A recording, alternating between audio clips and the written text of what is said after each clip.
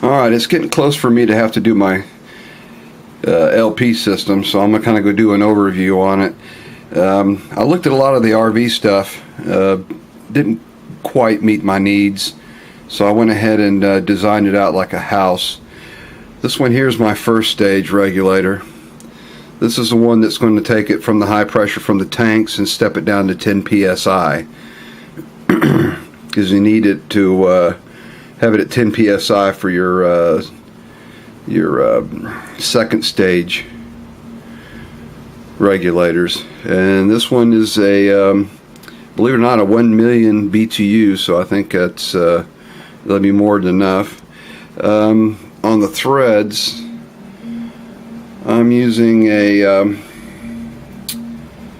tape, and I'm using a little bit of pipe compound for gas. I don't like leaks, and I don't want to have to mess with these things, so I did that on both ends. This one's kind of an odd valve. The input is at the top and it goes out the bottom. I wish it had been the other way, so I'll have to deal with it. I'll come up to the top. That'll be going out to the tiny house, and then my inlet is coming from my tanks.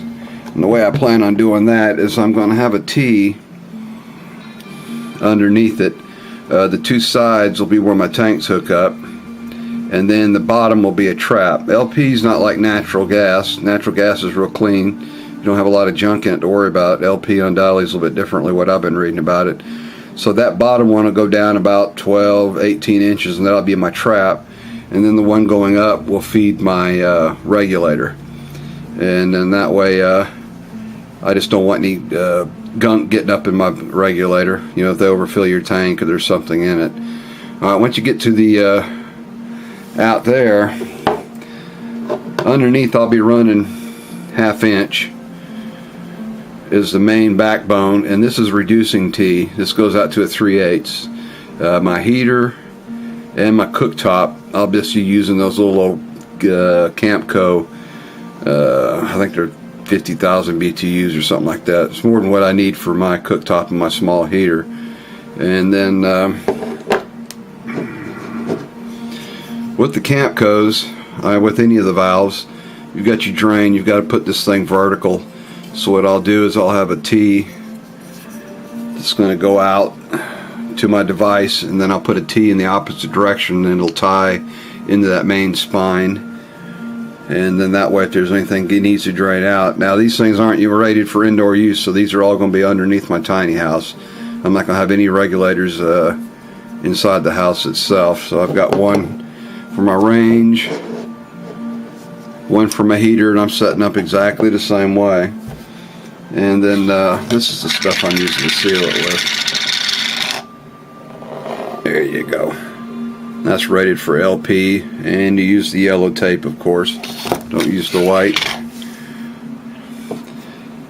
On my valves, I'm going ahead and setting them up, and I've got two. They're going to have a 1/2 inch inlet and outlet, and I've got two that's going to have a 3/8 inlet and outlet. So I've got to buy a few more fittings.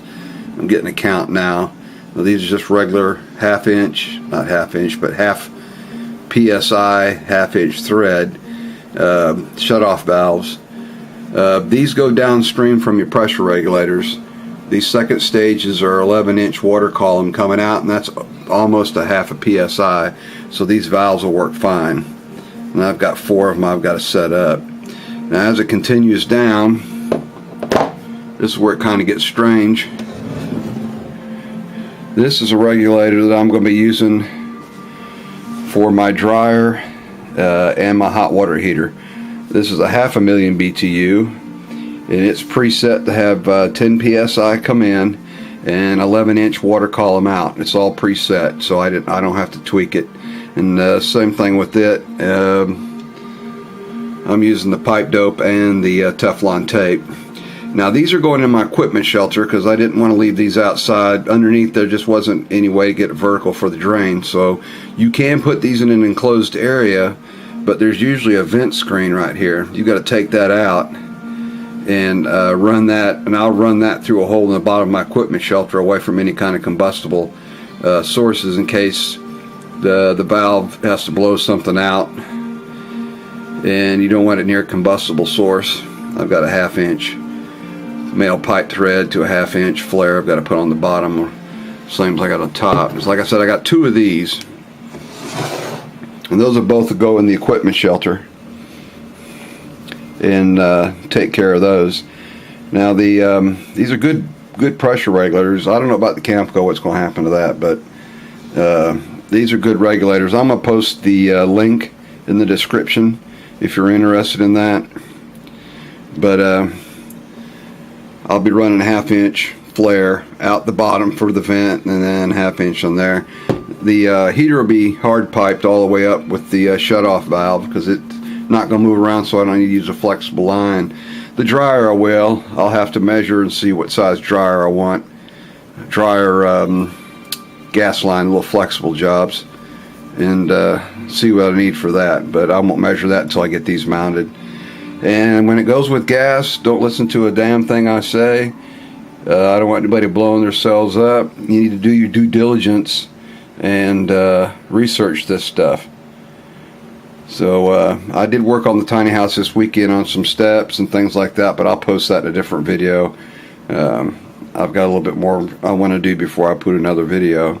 So any of you gas guys out there, if there's anybody that knows LP, now I've done a lot of natural gas, but if there's any guys out there that's LP dudes, if I'm doing something wrong, tell me.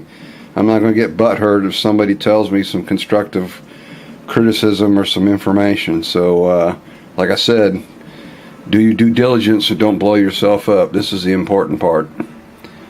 Until next time, man, have a good one.